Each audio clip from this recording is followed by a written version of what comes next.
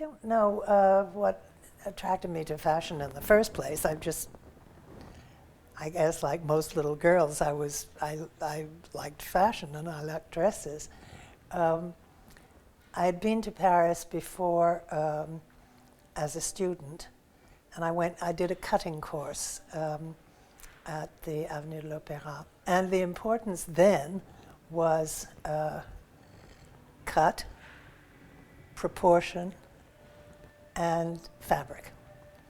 So you had to know all about different fabrics, and also they didn't try to change everything every 5 minutes. I mean, fashion then was an evolution from one collection to the next, so that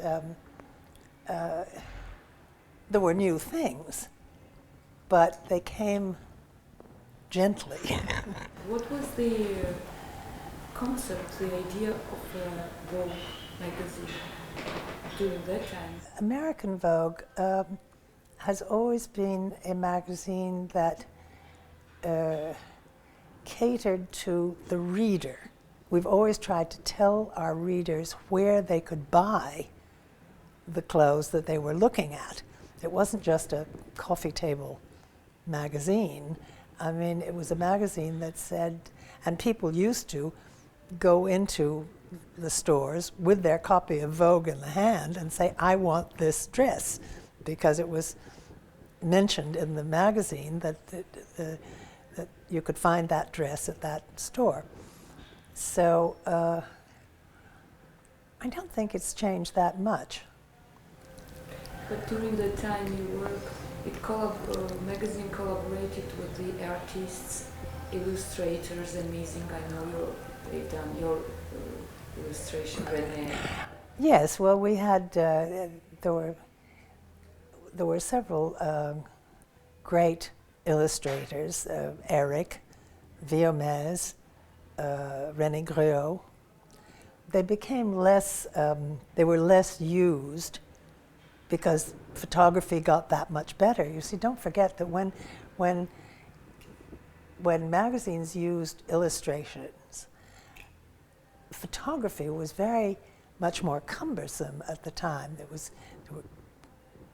The machines, the cameras were enormous, and they had slides, glass slides that went in, and the photographer would get under a black thing, and sort of everything was upside down and so forth.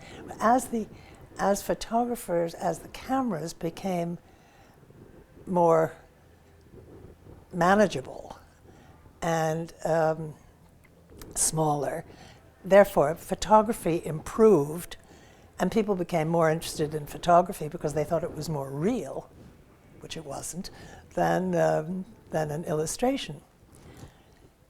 The idea being that you can't fake a photograph. Well, of course you can. We did it quite a lot. I mean, what was going on in the back of the dress to make it fit the girl? I mean, sometimes there were clothespins holding it in back, so that because the dress was too big or the girl was too small or something, and we'd reef it in the back with clothespins. And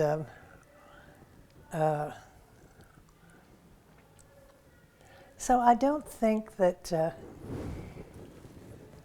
in that way, I don't think that Vogue has changed that much. And we still try to have new photographers and so forth. I'm much less in the swing of it now because I really do more administrative work, unless I used to do fashion shoots and travel and so forth, a lot of travel with Henry. And, but I'm not, but I mean, there's still enormous sittings and trips that take, I mean, look at Annie Leibovitz. I mean, it's an epic performance every time she does a photograph. Stephen Meisel, I mean, they're both, it's like Hollywood, Well, of course, the greatest of all, I think, was Penn, Irving Penn, and he was an adorable man, I mean, a darling man. very quiet, and but I was never really I was in the studio helping, but usually it was one of the editors from America who would come over for the collections. I worked with Bill Klein, and Bill was very interested. Bill wasn't a bit interested in fashion, but he was interested in photography. So he launched a great many ideas which were copied by other people later. But the double exposure and the telephoto lens and tricks in the laboratory, working with the negatives and so forth. But and I remember I went to Rome with Bill several times, and I was always convinced that we were going to. In Rome, they made it it was impossible to get permission to photograph in various places because it took so long and it was so cumbersome, and it was, I mean, here in Paris, you know, you'd write a letter and you'd send it to the Préfecture de Police and you'd get, you'd explain what you wanted to do and you'd get permission, but in Rome it was impossible. So we were always doing things on the wing, so to speak. My heart was in my throat most of the time, but fortunately we didn't get arrested. But I remember one shot that he did that was very well known. Do you know the picture of two girls dressed in almost identical outfits, and they're crossing each other this way? That was at the foot of the Spanish Steps, and Bill was a mile away. He was halfway up the Spanish Steps. You know, you didn't have any idea that these girls were being photographed because he was so far away.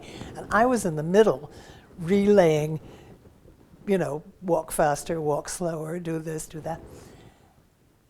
Getting more and more nervous because crowds were beginning to form. I mean, men were saying, what are these girls doing? You know, and they were all standing around. And I'm sitting there biting my nails and saying, hurry up, Bill, get this picture done, and so forth. And the girls are getting a little nervous because traffic is stopping and cars are stopping and people are all around. But we got the picture. And Bill was laughing his head off. I mean, he thought it was terribly funny. And it was, I suppose, but I was a nervous wreck myself. Oh, one of my favorite stories of here in Paris was in, let me see, 1956. And it was during the summer collections. And I was sitting at Balmain, waiting for the collection to start. And Edmond Charleroux came in a little late, and for once looking a little bit breathless, you know. I mean, she was usually, Edmond was absolutely. And so she sat down, and I said, you all right? Is everything? She said, oh, I mean, this is only 10 o'clock in the morning. And she said, I've already had quite a morning. And I said, what happened? Well, said Edmond, I arrived at the office. She came here to the Place du Palais Bourbon before going to the show. And as she came in, the receptionist said to her, oh, Mademoiselle Charleroux, these two gentlemen are waiting to see you. So she turned and said, yes. And they said, Mademoiselle Charleroux, yes. Daughter of Ambassador Charleroux of the Suez Company, yes. Editor-in-chief of French Vogue, yes. Well, Mademoiselle Charleroux, this is all very delicate.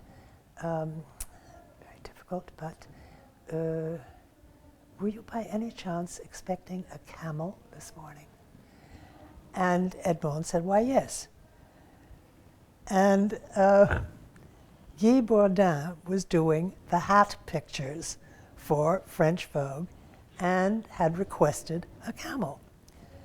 So, says Edmond, the camel left the Jardin des Plantes this morning at 6 or something, and is being led up the quay by the chamelier, the driver, and is arrested, or is stopped by two gendarmes who say, "Where are you going with that camel?"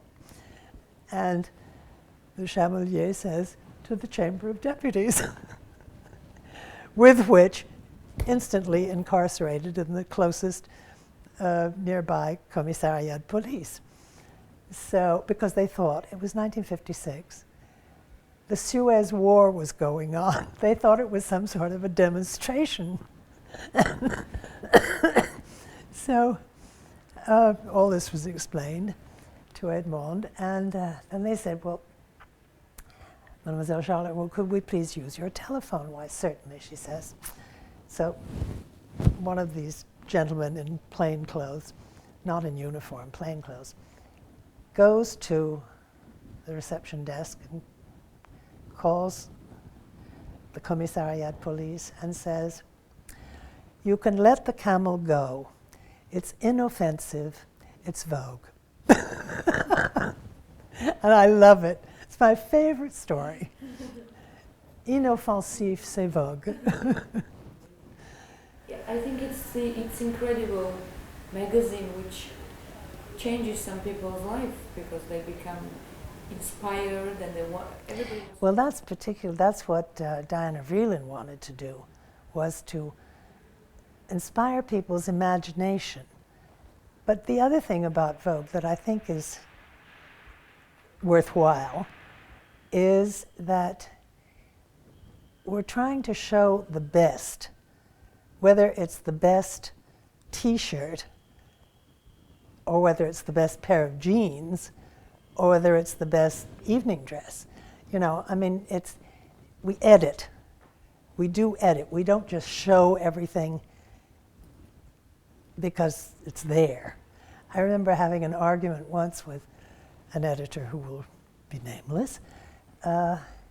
It was a big year for pants, and the collections were full of every kind of pant you can possibly think of. I mean, narrow, wide, sarouels, beachcomber pants. I mean, everything you can. And she wanted to do pages of pants. And I said, yes, but let's not show the bad ones. She wanted to show the news, which was pants, and I wanted to show the pants that were good pants, but not the ones that were bad pants, because I didn't want to suggest that anybody should wear those sarouel pants. I mean, they're terrible. So, no, I think Vogue tries to edit. They don't try to just show everything. They try to choose and give you a choice. You had a most amazing, extraordinary life, like a real fairy tale. I think I've had the job that you could call have your cake and eat it too, because working for the Americans and living in Paris doesn't get much better than that.